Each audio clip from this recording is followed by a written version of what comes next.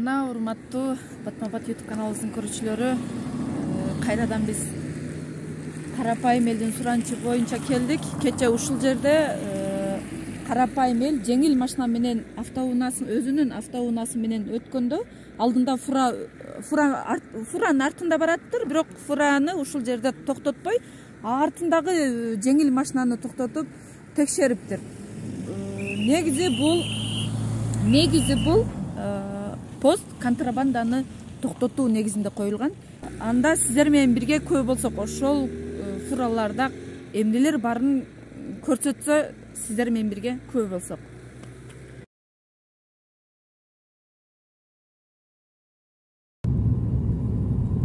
Дагы оор жүк ташуучу эме болуп калат да. Жок, өткөзүп токтой бер.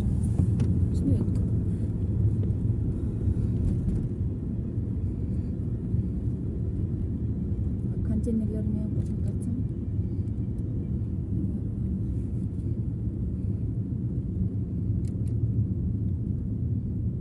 Көрсөтпөй тур.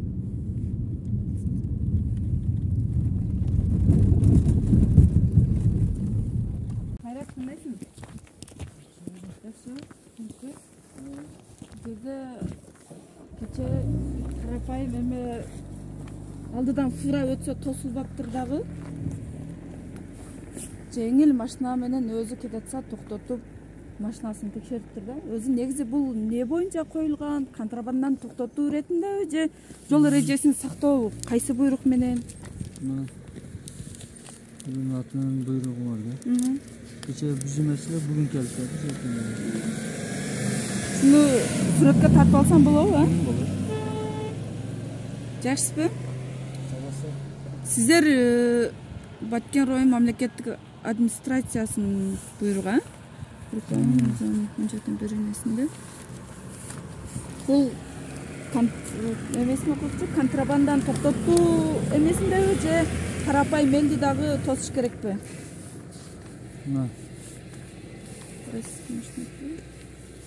Бул буйрук, распоряжение, бул каяктыкы? Кыргыз Республикасынын президентинин ыйгарым укуктуу өкүлү. Кириш.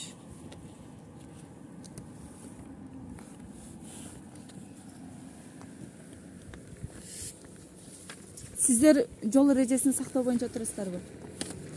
Биз ушул грузовой машиналарды токтотуп текшеребиз. Совместно. Анан мисалы жерде пост коюлгандан кийин атайын знактар бар. Үйдө келип стопто бир токтоп жүрүш керек. Бир аз айдоочулар болуп атат, бир катты скотчта кирип келген поскоч. Ошолор токтотуп штраф салып атасыздарбы? Безремениге өзүгө жараша эмелерин жазып берип атабыз. Күнү кече ушул жерден бир эме өтүптүр да, алдында фура кетиптир. Кече? Фура тосулбаптыр. Бирок ошол Карапайым элди жеңил машинаны тосупсуздар да. Жазып берип анан? Ошол фура эмнеге токтотулуп текшертилбеди? Если контрабанданы токтотуу максатында коюлса. Ооба, туура айтасыз. Мындайда биз исмем менен турабыз. Бүгүнкү биздин ушул азыркы иштеп аткан биздин эмебиз. Бүгүнкү эмеге биз жооптуубуз. Жооп беребиз. Бүгүнкү болгон иштерге. Кечеги болгон иштерге уже башка группа болот. Ооба. Если бүгүн ошондой иштер болгон болсо, биз ага жооп беребиз. Бир күндө канча грузовой машиналар өтөт? Өткөнү сиздер эмеге түшүрөсүздөрбү? Өткөнү түшүп атат. Грузовой основной фуралар өтөт да. Жаңы азыр өттү. Ооба. Основной көмүр өтүп атат экен. Көмүр? Баягы фурадабы? Азыр мына эменин көлдүн магазинин алдында 3 фура турат, көмүр эмес да бул. Ачып карайсыздарбы? Ооба. Мына даже мына көмүр мына жерде ылынып отурайлы балдар күтүшүп кеткениге көмүр түшүрүп коюдук фураданчы. Бир күндө примерно канча фура өтөт? Эми биз ал сутка турабыз да. Бир суткада? Бир суткада ар кандай өтүп калат деже. Эми так санын точно билбейт экенмин. Бирок полный так основной негизги жүк көмүр өтүп атат фураларда. Каяктын көмүрү, сүлүктүн көмүрү? Сүлүктү. Каяка кетип атат деп сурайсыздарбы? Ооба, основной Ош, Кызылкая ушул. Өзүнүн эле түштүк аймакта. Анан бул жака иногда продукта доставкалар ошолор өтүп атат. Мисалы магазиндерге поста бар, ар жак бер жака ошондой жүктөр кетип атат. Мисалы бул жактан контрабанда айрыкча көп өтөт да, мына жолдончу.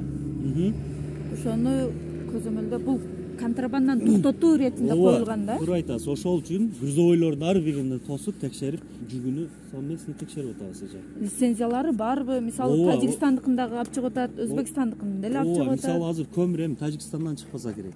Основной сүлүктүн көмүрүн өзүбүз жагып жүрөбүз да, алдынтан таныйбыз дегендей. Кечеби жанаркы күнү балдар не боюнча? Мандарин боюнча иштешип, бизнесмен эмес. Пресса жол берип атмак. Анан бизде основной негизги информацияны УУДга барсаңыз, өзүбүздүн жетекчи прессалар бар, ошолор маалымат берет. Сиздер УУД Баткен областынын Илгары мыкты өкүлү Абдикерим Карыбекович буйрук чыгарып берген, ошол негизинде эле текшерип. Ошол постун, мыйзам чегинде ошол пост коюлган. Ошол негизинде турабыз. Ошол информациянын баарын ошол барсаңыз, пресса бар бизде.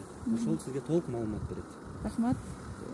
Жакшы суроолорго жооп бердиңиз. Ишиңиздерге ийгилик. Эмне себептен фуралар, оор жүк ташуучу унаалар токтотулбай, жеңил унаалар токтолуп жатат деп суроо узаттык. Бүгүн булар наряд менен алмашып, башка наряд турган экен, жооп бере албайбыз деди. Ушуну бул Баткен областынын Ыйгар мыкты өкүлүнүн буйругу менен орнотулган пост. Азыркы учурда контрабанда токтоп жатабы? Азыр биз жолдо фуралар турат. Бул жерден сурасак, основном көмүр өттү дейт. Жого тарта бер, жеткирип айдай бериң. Бул служебный азыр Кызыл жол кварталынан чыкты. Бул менин оюмча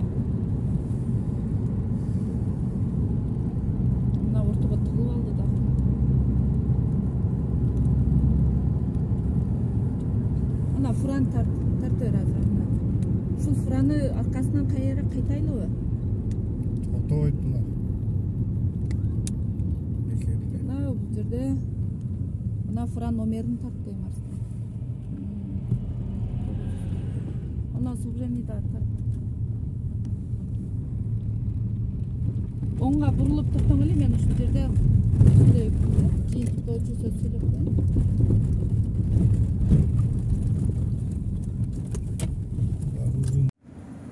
Урматтуу Батма-Бат YouTube каналыбыздын көрүүчүлөрү, биз азыр Баткен шаарындагы Жибек жолу көчөсүндө турабыз. Бул жер основном фуралар өтүүчү жол. Мына бул жерде бир фура токтоп турат. Бул жактан өтүп Лейлек-Исфана жолуна кетет.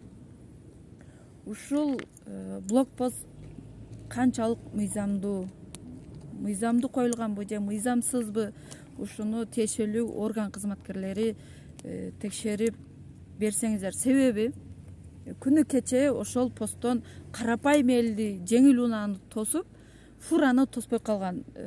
Экөөбү кандай десем, бул эл үчүн коюлган посттой эле болуп калды да, контрабанданы токтотуу негизинде коюлган болсо, ошону сиздер мыйзам чегинде текшерип, урматтуу укук коргоо органдары, прокуратура, ГКМБ текшерип берсеңиздер.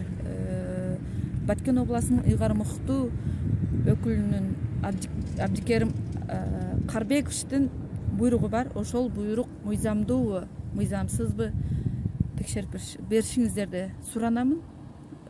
Кайрыламын, талап кылам суранычы сиздерден.